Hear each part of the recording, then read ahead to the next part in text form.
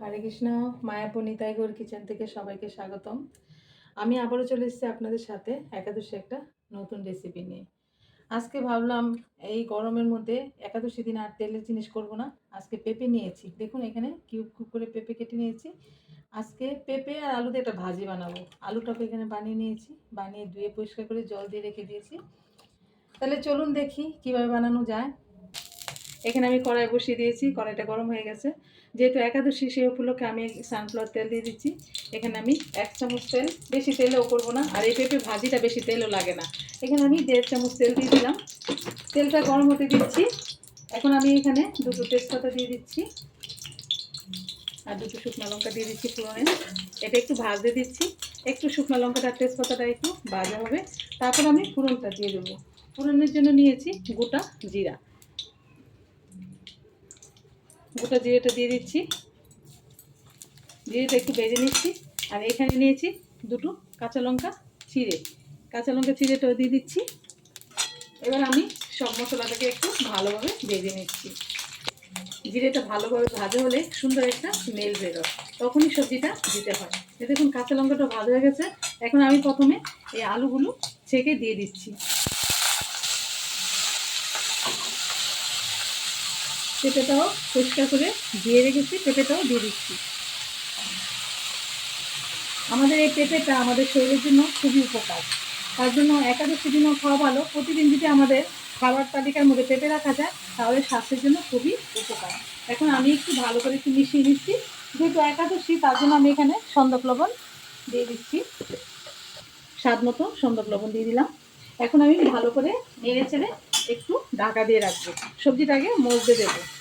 এই ভাজিটা একাদশী দিন একটু বাদাম বাজার সাথে নিলে ভগবানকে ভোগ লাগিয়ে অপূর্ব লাগে খেতে। এখন আমি একটু রাখছি। 2 মিনিটের জন্য সবজিটা আমি ডেকে দিলাম। ডেকে দিলে কি হবে, সবজিটা পেঁপেটা আলুটা মজে যাবে। আর আমি গ্যাসের ফ্লেমটাও একটু সিনে করে দিলাম, ভালো করে মজুক। তারপর আমি আবার নেড়ে চেড়ে সবজিটা দেখাচ্ছি কীরকম হচ্ছে। এই যে 2 মিনিট পর আমি ঢাকনাটা খুলে দিচ্ছি। এই যে সবজিটা সাদা সাদা লাগছে, কারণ একাদশী তো, একাদশী দিন আমি কোনো হলুদ ব্যবহার করি না। আপনারা চাইলে কাঁচা হলুদ একটু বেটে দিতে পারেন, কিন্তু আমি হলুদটা একদমই ব্যবহার করি না। একাদশী দিন একটা দিন এমনি চলে যায়, হলুদের প্রয়োজন হয় না। এই যে একটু আলুটাও সিদ্ধ হয়ে এসছে, আর একটু ঢাকা দিতে হবে। এবার আমি নেড়ে ছেড়ে দিয়েছি। এবার আমি আরও কিছুক্ষণের জন্য একটু ঢাকা দিয়ে রেখে দিচ্ছি। ভালোভাবে ঢাকা দিয়ে দিয়ে সবজিটা করলে না, অল্প দিলে খুব সুন্দর হয় খেতে। ঢাকনাটা খুলে দিচ্ছি। ঢাকনাটা খুলে দিই। এই যে ভালোভাবে একটু ভাজা ভাজা হয়েছে, কিন্তু আর একটু সিদ্ধ হলে ভালো লাগবে। তার জন্য আমি একটু জল দিয়ে দিচ্ছি, অল্প পরিমাণে জল দিয়ে দিচ্ছি। জল দিয়ে ভালো করে আর একটু ভাজা ভাজা করে নিচ্ছি।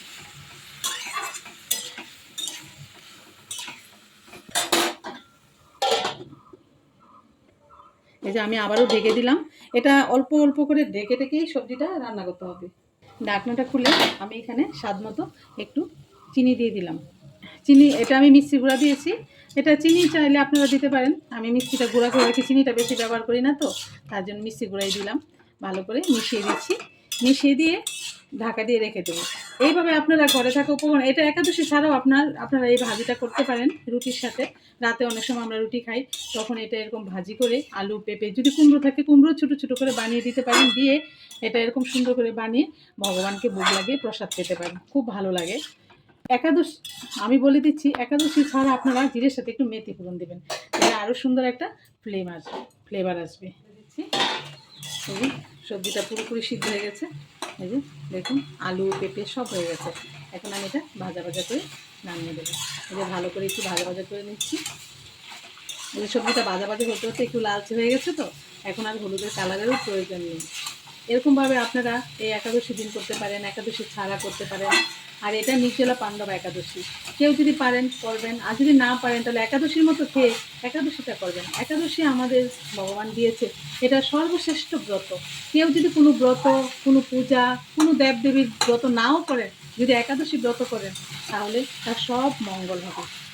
আর এটা কৃষ্ণের ব্রত, এটা সবাই চেষ্টা করবেন এই একাদশীটা করার জন্য। এখন আমি একটু খুন্তি দিয়ে একটু একটু কী করে দিচ্ছি সবজিটাকে। এই যে একটু খুন্তি দিয়ে একটু ঘেটে দিচ্ছি, তাহলে ঝরঝরা ভাবটা থাকবে না, আর খুব সুন্দর এই যে একটু একটু মিশে গেছে এখন। আর মিষ্টিটা দেওয়াতেও একটু মজে গেছে। এখন আমি এখানে একটা কাঁচা লঙ্কাকে 4টে টুকরো করে নিয়েছি। একটু কাঁচা লঙ্কাটা নামানোর আগে দিলে না একটু খুব সুন্দর একটা কাঁচা লঙ্কার ফ্লেভার আসে। তার জন্য এটা দিয়ে একটু নেড়ে চেড়ে নিচ্ছি।